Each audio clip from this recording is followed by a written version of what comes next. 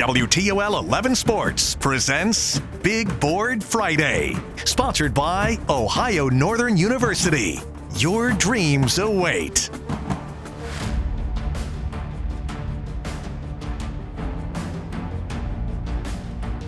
And by Charlie's Dodge Chrysler Jeep Ram. Doing it different, doing it right.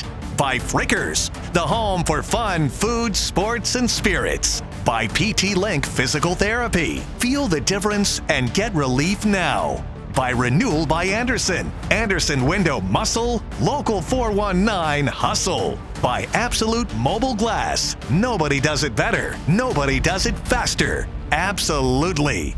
And by Schrader Tire and Oil. We keep the transportation industry rolling and safe. Now, here's Tyler Segerman. Good evening, everyone, and welcome into week number 8 of Big Board Friday, sponsored by Ohio Northern University. Another jam-packed show we have for you tonight, coverage from all over the area, as well as our fan cam and even a behind-the-scenes look at a student broadcast, so settle in. Playoffs are just around the corner, yet the focus for a few of our elite teams still centers around that quest to hoist a conference or league championship trophy. NLL Buckeye Division still up for grabs, and a pivotal battle taking place tonight, at Whitmer Memorial Stadium. Panthers and Trojans squaring off with massive implications on the line. A win, and they stay in the hunt. A loss, and those hopes dwindle. Home team would feel pretty good for most of the night. Jamon Holmes with a touchdown already decides to double that total here from 2 yards out, and Whitmer up 21 in the third. So this game is over, right? Well, not so fast. Fourth quarter, Miles Bailey drops back and fires a bullet over the middle to Carter Empty. Finley cuts into the lead. Then after a Panthers fumble, the Trojans attack at it again. Bailey to Jed Scott, and check out the spin cycle of a 2 tacklers near the boundary. Strolls in, and just like that, it's a 2-point game, folks. So here is the 2-point conversion. Bailey gonna roll out, can't find anyone initially. Pressure becomes too much, and the ball ends up hitting the ground, and Whitmer survives a ferocious comeback. They hold on for an important win, 35-33 the final. Perrysburg, the other key factor in this championship hunt. Jackets have not lost since week 2 and traveled into Clay tonight, seeking to continue that mark. Good opening drive for the Jackets to give here to Liam Nowakowski, weaving his way through the defense, takes it inside the 20 to help set up the offense. Then a few plays later, it's Brady Maxwell finding Ethan DeVries. These two have been working all day, all season long. 7-0 just like that, Perrysburg. Then it's more from Maxwell. This time gonna roll out, rolls to the pylon or fires to the pylon, and guess who? It's DeVries again. I told you these two are in sync. A great catch near the pylon, and Perrysburg rolls 49-7. Back across town, Southview taking a break from NLL action. The Cougars aiming to snap a 6-game skid as they took on Start, already on the board and ready to get the ball back. When the snap goes over the punter's head, he then corrals it, but Alex Yockey punches it free. Deidreon Loggins then jumps on top, and there's a touchdown. Spartans, though, give them credit, did not fold with the early adversity. Second quarter, here's Tyrese Highsmith finding a seam to his right, and without even being touched, strolls in for the 31-yard score. He was far from done, folks. The junior showcasing some power as well near the goal line. Get this, he finishes with 293 yards rushing tonight. My goodness, and Start shuts out Southview in the second half to pull away 41-22.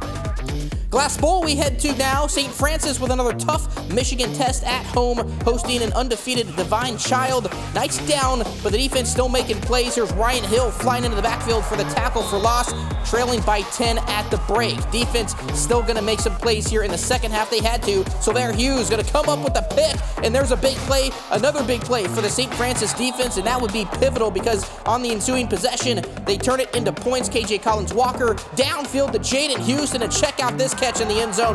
Knights come all the way back to win 24-17. Huge showdown in Genoa tonight. First place Comets matching up with the first place Eagles of Eastwood. Winner all but securing that coveted NBC title. Comets leading at the break, but the Eagles not backing down. Here's Drew Luthard going to find Braden Luthard, his younger brother, there for the brotherly connection, and Eastwood is within 7. Later, Genoa now with possession. Miles Mollenhauer going to hand off to Logan Routson near the goal line, and he'll find a hole to score. Comets add another, his second TD of the night. Fourth quarter we go. Genoa still with a healthy lead, and it's Routson again. This time going to fight his way toward the goal line. Gets caught near the 1, but don't worry, Mollenhauer would then cap it off here on the QB push. Not a cush push, it's a Comets push. Genoa goes on to win this game 42-27. Here's Noel Blumel with the victorious Comets.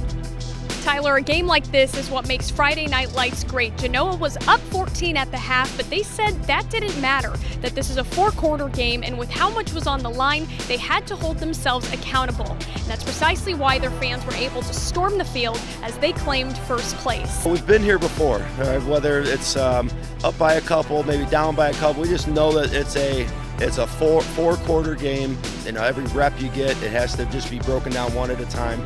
And they did. They responded, and that's a great feeling right there. We have a little saying from a former coach, Mike Vickers here. We don't care about 30 yards. Let's get 10 feet. So that's our mindset. We get 3 yards of play, we're going to win the football game. We know we got to get the job done the next 2 weeks. This is a great win, though, to propel us in the first place. And I'm super proud of all the guys. Just love them all to death. And we're just going to do the same thing the next 2 weeks and get it done, clinch the MVC. Genoa improves to 7-1 on the season and will face Fostoria next week. But for now, reporting from Genoa, Noelle Blumel, WTOL 11.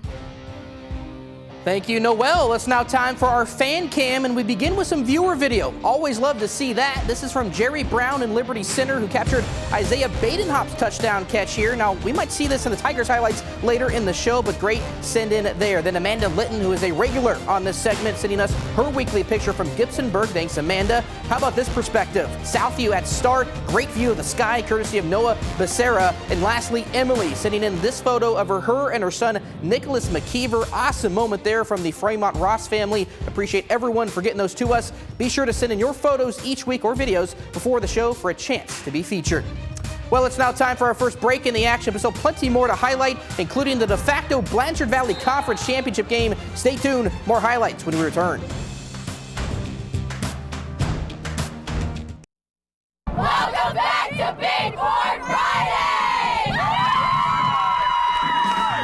Perrysburg cheerleaders welcome back, although the NWOAL title appears well in hand given how dominant Liberty Center has looked. That crown has not yet been decided, and a big domino in this race took place in Fulton County tonight because Patrick Henry and Archibald both still in contention and both facing against each other this evening. Patriots with just one loss in league play. Blue Streaks still unbeaten. Archibald down 21-7 in the second half, but here they are on the comeback. Here the flip is to Anderson Bentley on the outside. He'll make a bunch of guys miss, and eventually he's going to score 7 thanks to number 7. Some strength there at the end as well. It's 21-14. Then more from the Blue Streaks. Maddox Penner going to look deep and check out the catcher. Morgan Harris with one hand. Are you kidding me? They go for 2 and get it, so that gives them the lead.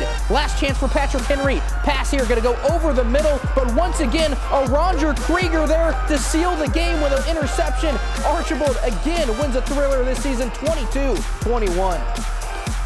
To Tiger Town we go. The aforementioned and number 1 ranked Liberty Center aiming to extend its record-long NWOAL win streak as they took on Delta. Tigers going to get on the board first. Play action here. Caden Cranberry going to find Isaiah Badenhop open in the end zone. And just like that, it's 7-0 LC. Tigers relentless. Cranberry again back in on offense, and again he's going to go to the air, this time finding Jackson Lonenzak, and he's going to break one tackle and is off to the races down the sideline. Nobody's going to catch him, and the Tigers go on to roll in a shutout fashion, 39-0. Sandusky Bay Conference, Woodmore and Northwood exchanging pleasantries. Both programs looking to bounce back from losses last week.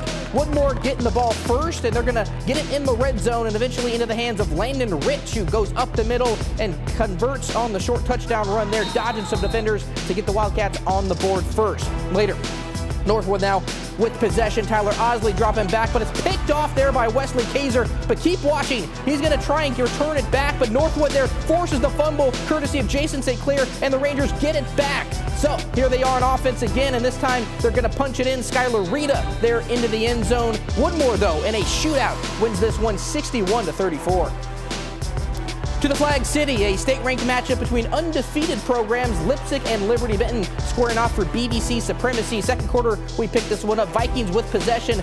Pass, though, going to be intercepted by Seth Elkert of the Eagles. LB back on offense, and they would strike from there. Connor Barbara there to Elkert in the flat. The Toledo commit making a few cuts, finds a lane. He just won't go down. My goodness, what a touchdown. Eagles add 6 more. And again, here we go. Barbara to Elkert again. There's a reason he's going Division I, because he's got speed and elusiveness just like that. Down the sideline, he goes for 45 yards, and Liberty Benton dominates 52-0. They're now 8-0. Here's Chase Bachman with more from Finland. Tyler, Liberty Benton and Lipsick both came into this game undefeated, 7-0. You never know quite what to expect when two undefeated teams go head-to-head, but Liberty Benton came out and absolutely dominated. They shut out the Vikings 52-0. 49 of those points came in the first half. You know, it's senior night tonight, and what a way for our seniors. You know, they've been great leaders all year, and what a way for them to play their last home game out here. We got off to a quick start. Obviously, that helps a lot, and, you know, that's what we want to try to do every week. But, you know, like I'm really proud of the way our kids played, especially our seniors. Yeah, he just keeps getting better. You know, he works so hard during the week, and, you know, our quarterback's getting a little bit better and being able to get him the ball.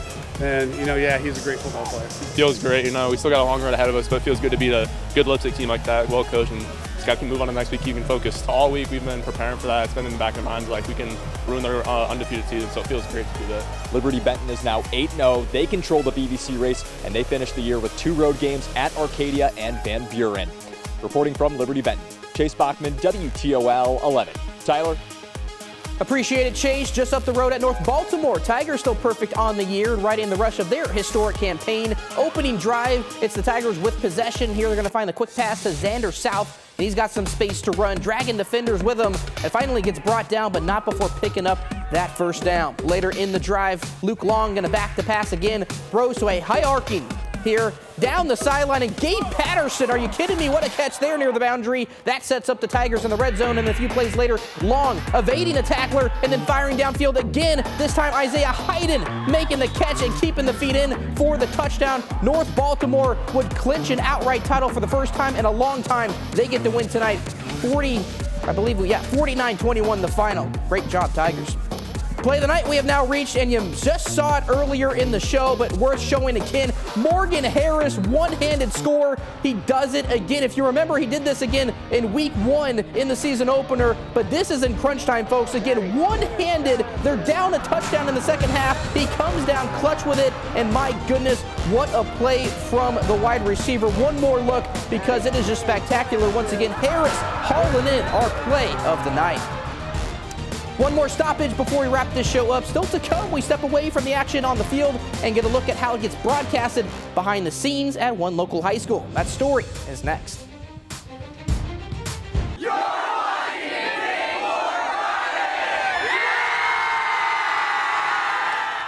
Thank you, Southview Marching Band. Welcome back. Part of the magic of sports comes not just from the plays on the field, but from the voices that bring those moments to life. And Brian, the announcer, is calling the Golden Bears games, aren't seasoned pros, they're students. Steve Iwanek shows us how what they're learning goes far beyond the scoreboard. 3, 2, 1. Good evening and welcome to Brian's Recreation Park. No, you're not listening to ESPN. That's actually GBSN. We want them to be the best of the best to do it. Also known as the Golden Bears Sports Network. It's a student-run sports broadcasting program at Bryan schools. The brainchild of Chris Malenga, who started bringing Bryan sports to TV. He helped launch GBSN in 2010, and today he's still behind the scenes as executive producer. 3 years ago, I was blessed enough to the school to reach out to me and say they wanted to do more career tech stuff, and this fits right in. And so they brought me on 3 years ago, and we're slowly growing the program, and it's been awesome. Throughout the year, GBSN covers everything Bryan, from football to volleyball to soccer, produced entirely by 20 junior high and high school students. They even get paid for it, thanks to local sponsors. Students start at $25 a game, and they work up. After working so many games, they get to the next level and the next level, and you can earn as much as $45 a game. Now, it wasn't always this high tech. Malenga says for years, the broadcasts were just kids under a tent with a microphone and a prayer that it didn't rain. Or you might be thinking that I'm somewhere inside the WTOL 11 studios. I'm actually not. I'm actually in the middle of a park in Bryan, Ohio, and that's because the Golden Bears Sports Network, it's not just someone under a tent. It's actually an entire operation. GBSN even has some wheels, full of cameras, soundboards, and other gadgets. It was given to them from WOSN, a TV station from Lima. 5, 4, 3. And inside, you can often find senior John Dalrymple. I've always liked computers, and I've done photography through things like 4-H and stuff. So when the opportunity came about, I was like, why not try it? He's a director, the man in charge, and he's certainly happy to call this his second home. Before, we'd be sitting out where our talent's going to be tonight, underneath this tent that we're in now, and hoping not our computer doesn't get wet. Now we can just park with this. It's got AC and all that. Just hook it up to a generator and we're fine. But more than the comfort, what makes this special is the experience. The thrill of telling a story, the pride of calling the game, and the joy of finding your voice one play at a time. I just want these kids to continue to grow and love it, and as much as I do. Tonight's game is in Bryan, Steve Iwanek, WTOL 11. Great story, Steven, and thanks to my wonderful production team, here is the score update in the MLB postseason game between the Tigers and Mariners. 2-2 in the 11th. What a thriller. But again, thank you all for joining us. It's been a pleasure. We'll see you next time for Week 9. Take care, everyone.